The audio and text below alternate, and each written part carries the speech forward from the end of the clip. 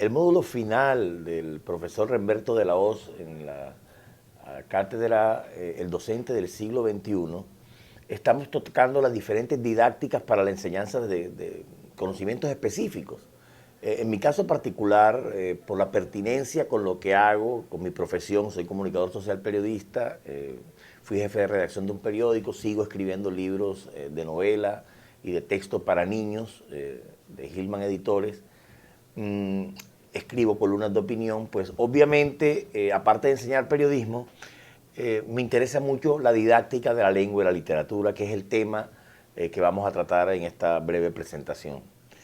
Para ello, pues, tuvimos en cuenta los artículos consignados en la Revista Iberoamericana de Educación, en la que participan Ana Camps, Isabel Solé, Carmen Rodríguez, María Victoria Apraís, Ana María Gallo, Adela Fernández, Irene González, entre otros autores. Los temas son varios, los enfoques que ellos han dado para esto de la didáctica y tratar de descubrir de qué forma se puede enseñar a leer y a escribir, no solo con fines de lo primario, me refiero no solo desde el párvulo de 5 o 4 años cuando está empezando el proceso de lectoescritura, sino cómo debería leer un estudiante de bachillerato o cómo debería leer y escribir un estudiante universitario. Me llaman la atención varios artículos de esta revista, entre ellos el de Carmen Rodríguez, que trata la enseñanza de la gramática, las relaciones entre la reflexión y el uso lingüístico. También el de Ana Camps, que ella va por la investigación en didáctica de la lengua en la encrucijada de muchos caminos. Pero realmente este de Ana Camps es muy interesante. Es muy interesante porque Ana Camps nos plantea unas propuestas que van más allá del estudio como ciencia de la lectura y la escritura. Es decir, caracteriza la didáctica de la lengua como un campo de conocimiento específico, no como la aplicación de las teorías en ese campo. Y va más allá, pretende además que este campo sea estudiado en un contexto global, en un contexto no adyacente a los otros conocimientos ni a las otras teorías sobre la lectoescritura. Pero fíjense que en el caso de Isabel Solé, en competencia lectora y aprendizaje, lo plantea más complejo aún. Ella dice que se requiere de un aprendizaje temprano y continuado de estas estrategias que permiten esa lectura profunda y crítica. Es decir, solo un lector que sea capaz de sostener una lectura profunda y crítica podrá ser posteriormente un escritor profundo y crítico, porque puede estar capacitado para interactuar en diversos ámbitos sociales, especialmente en el ámbito académico, que es lo que nos compete, pues requiere un aprendizaje temprano y continuado de estas estrategias de enseñanza que le permitan dar un mayor conocimiento y uso de las herramientas que nos aporta el lenguaje. Por mi experiencia de más de 30 años en estar leyendo profesionalmente y escribiendo profesionalmente, yo tengo unos aspectos o unos aportes muy personales que quisiera poner en consideración, aparte de estas interesantes lecturas que están consignadas en la revista que ya mencioné. A ver, plantean algunos autores de la revista iberoamericana que el párvulo debe empezar a hablar desde muy niño, incluso en este nuevo siglo. Yo diría que en los últimos 20 años, como lo consignan en los textos, están hablando los niños antes que lo que se hacía hace unos 40 años. Yo digo que la modernidad nos ha llevado a eso, el uso con las nuevas herramientas digitales que hay, permiten una interacción mayor del niño con el idioma. Y esto, por ende, además añadido a la modernidad de los salones de clase, las nuevas estrategias de enseñanza, hacen que se lea a más temprana edad. Pero yo creo que ese no es el problema de fondo. Yo creo que no es si más temprano o más tarde un niño lee o escribe. Es la calidad de la lectura y la calidad de la escritura que ese niño va a desarrollar posteriormente. Y creo que los docentes, como bien lo consigna el profesor Remberto, los docentes del siglo XXI deben estar en condiciones de transmitir algunas estrategias de enseñanza para que los muchachos de hoy sean unos muchachos integrales en lectoescritura. Y digo integrales y críticos. Particularmente no podemos hablar de un muchacho, es lo que yo pienso con la experiencia de la docencia en tantos años, sobre todo en redacción periodística, No se le puede exigir a un muchacho universitario que escriba de una forma coherente y menos crítica si su fundamentación en niveles de lectura han sido realmente pobres. ¿Qué podemos hacer los docentes ante eso? Muchos colegas han recurrido a la estrategia de obligar al estudiante universitario a leer libros grandísimos para que lean, porque se aferran a aquello de que la letra con sangre entra, libros cuando ese joven ni siquiera ha leído una cartilla de 20 páginas. Es decir, el salto es muy atrevido, yo diría que podría ser desproporcionado y causar efectos contrarios. Yo sugiero enamorar a los estudiantes de la lectura, enamorarlo a partir de temas que le interesen a la juventud. No necesariamente los temas que interesan al docente son los mismos temas que interesan al estudiante. Las enseñanzas didácticas de materias de pronto pesadas en el ámbito universitario se pueden dar en unas fotocopias que ellos aprenden y memorizan, pero no hacen una lectura crítica de ello. Pero en clases como literatura, en clases como redacción periodística, en clases como géneros literarios, en fin, en clases donde el arte de leer y escribir aflora, es donde debemos explotar estas técnicas de lectoescritura que deben tener los estudiantes. Estrategias, pues hay muchas. Desde párrafos, como lo consigna ahora las nuevas pruebas Saber Pro, que no, fíjense que Saber Pro actualmente no está requiriendo exámenes por conocimientos de asignaturas, sino por nivel de competencias. Es decir, más formativo, más de lógica de pensamiento. Si empezamos a formar a los estudiantes lógicos con interpretaciones de textos, vamos a tener unos mejores profesionales, además unos profesionales capaces de sostener, como bien lo decía la autora Ana Camps, a Isabel Solé, más voluntad, más independencia en cuestionar algún evento del que ha leído. Ahora, ¿cómo enamorarlos de la lectura? Los docentes podrán usar estrategias varias. Desde poner unos temas coyunturales en clase, que puede ser la actualidad de nuestro país o la actualidad del conflicto, aprovechando este tema del conflicto y del posconflicto que estamos viviendo, hacer lecturas pequeñas de pequeños ensayos de buenos autores, donde ellos puedan enterarse de qué historia reciente tiene su país y debatirlas en clase. Esos foros que se debaten en clase, incluso en las aulas virtuales, sirven para que el conocimiento de lo aprendido a través de la lectura sea además sustentado con aportes propios del estudiante. Es decir, no basta con que el estudiante lea correctamente, basta con que el estudiante, o yo preferiría un estudiante capaz de leer correctamente, pero también de darle aportes personales o proponer ideas, ser propositivo y crítico en el momento de enfrentar un texto, tanto para leerlo como para escribirlo.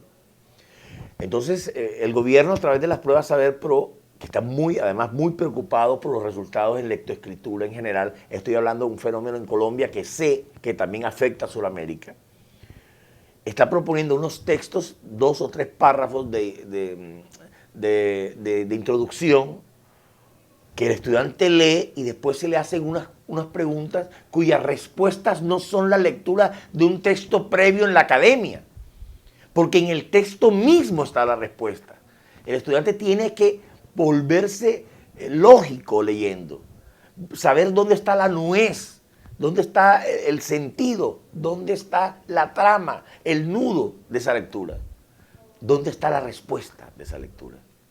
Entonces, en esa lógica es lo que debemos trabajar los docentes universitarios. Yo creo que dejar solo al docente universitario con la carga de formar lectores y escritores críticos sería injusto.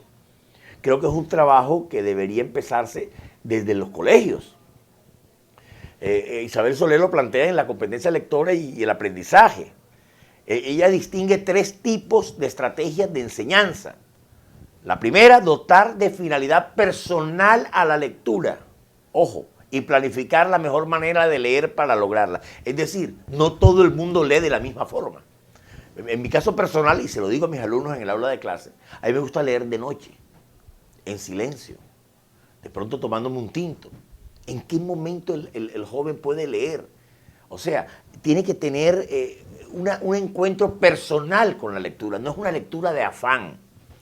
El segundo punto es la capacidad de inferir, interpretar, integrar la nueva información con el conocimiento previo y comprobar la comprensión durante la lectura. Ojo, inferir e interpretar, dos cosas que son deseables en el estudiante universitario, la inferencia y la interpretación.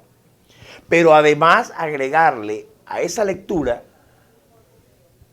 el conocimiento previo, es decir, comprobar si lo que estoy leyendo lo estoy entendiendo. Y esto se hace no con una lectura de afán, repito, sino con una lectura en la que yo pueda devolverme, releer, incluso preguntar lo que no he entendido o ahora en esta modernidad buscarlo en internet. La lectura además está cotejando mis conocimientos. ¿Cuánto sé del tema que estoy leyendo? ¿Qué estoy aprendiendo de nuevo de lo que estoy leyendo? ¿Cuáles son las palabras de lo que estoy leyendo que jamás había oído en mi vida? Y las vamos a ir encontrando. Y el deber de ese alumno, el deber de ese estudiante o de cualquier ser humano, es si la palabra no la entiende, búsquela. Y aprendiste algo nuevo y tienes un léxico mucho mejor en tu formación personal. El tercer punto es la reelaboración de la información, recapitularla, integrarla, sintetizarla y eventualmente ampliarla siempre que la tarea lo requiera. Es decir, debemos ser capaces no solo de leer, no solo de comprender e inferir lo que estamos leyendo, ni de interpretarlo, sino que recapitularlo, es decir, poder resumirlo, sintetizarlo para poder redactarlo a lo que se requiera. Es decir, cuando yo estoy haciendo una lectura, no voy a transcribir en una posterior escritura lo que leí, que es una recapitulación de lo leído con algunos aportes personales si así se requiere. En caso de que necesito ampliarlo, debo estar en capacidad de hacerlo con las ayudas que pueda requerir ese estudiante. Pero fíjense que el proceso de lectura no es mecánico.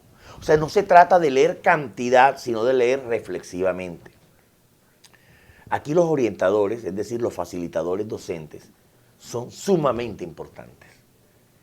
A un estudiante de secundaria y a un estudiante universitario no se le puede dar los textos con que uno se formó. Uno tiene que llegar al corazón del estudiante. Uno tiene que hacerle saber que la lectura es el único medio para que la escritura fluya. Un estudiante que no lee es un estudiante que jamás escribirá. Y en un país como Colombia, que necesitamos investigadores, que necesitamos gente propositiva, pensamiento crítico complejo, ¿cómo lograrlo si no es con base a estos pasos que la autora Solé nos acaba de entregar? Hay que seguirlo. Cada docente puede buscar unas estrategias, pero no es la vieja estrategia de la obligatoriedad. Es decir, obligación la lectura para mañana. El muchacho correrá, mal leerá y no entenderá absolutamente nada y posiblemente sea capaz de recitar como un loro algunos apartes de esa lectura. Pero hay que tener en consideración que la generación de los estudiantes de hoy no es la misma generación nuestra. Nosotros crecimos con el libro Corazón de Edmundo Amisis. Nosotros crecimos con Platero y yo, de Ramón Jiménez. Nosotros crecimos con las aventuras de Tom Sawyer y Huckleberry Finn. Ellos están creciendo con el internet, con la multimedia. Son jóvenes que el libro les parece un objeto arqueológico.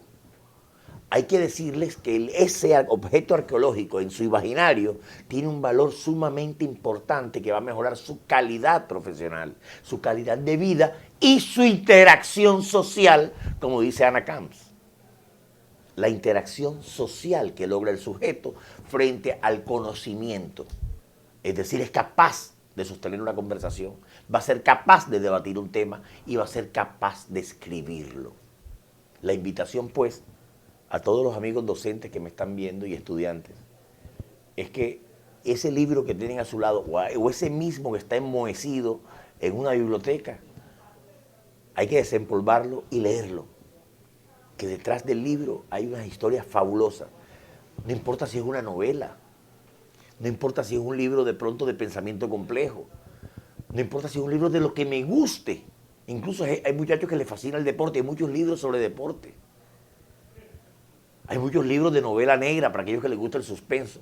La idea es leer y comprender, leer y ser capaz de narrar, leer y aprender, leer y ser unos profesionales integrales.